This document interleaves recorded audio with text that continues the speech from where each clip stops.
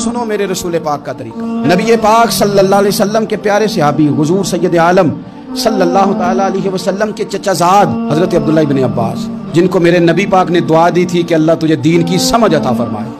इस उम्मत के सबसे बड़े मुफस्सिर कुरान, मुफस्सिरीन के इमाम हजरत अब्दुल्लाह इब्न अब्बास रदियल्लाहु ताला अन्हु मस्जिद नबवी में इतिकाफ बैठे हुए, हुजूर के रोज़ा अनवर के पास इतिकाफ बैठे, करीम महबूब अलैहिस्सलाम के कदमों में। एक बंदा अंदर आया मस्जिद में तो आके परेशान होकर बैठ गया। हजरत अब्दुल्लाह इब्न अब्बास इतिकाफ में थे, उठ के उसके पास गए, भाई बड़े परेशान हो, क्या हुआ?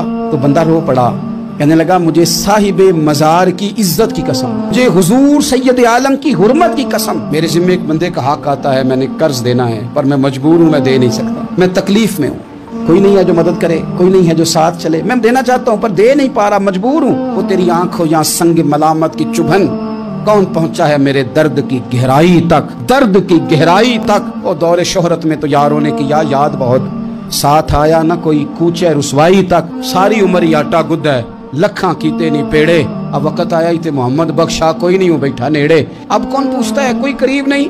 इतिकाफ में बैठे हज़रत अब्दुल्लाह इब्न अब्बास, तो आप उस बंदे से कहने लगे मैं अगर तेरी उस बंदे से बात करूं तो कोई तेरा काम बनता है? उसने कहा हुजूर देख ले। फौरन उठे, जूते पहने, मस्जिद से निकले। बंदा कहने लगा हुजूर शायद आप भूल गए, आप इतिकाफ में।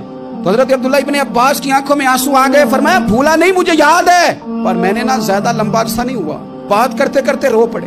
कहने लगा लंबा अरसा नहीं हुआ, मैंने साहिबे मज़ार से, इस गुंबद में आराम करने वाले नबी पाक से सुना है कि जो किसी भाई की एक मुश्किल हल कर देगा, अल्लाह उसे 10 साल इतिकाफ करने से ज्यादा सवाब अता फरमाएगा। 10 साल के इतिकाफ से अल्लाह ज्यादा अजर अता करेगा। मैंने ज्यादा अरसा नहीं हुआ, अभी लंबा अरसा नहीं हुआ, नबी पाक से ये बात मैंने खुद सुनी है कि जो किसी की एक मुश्किल हल करे 10 साल के इतिकाफ से ज्यादा सवाब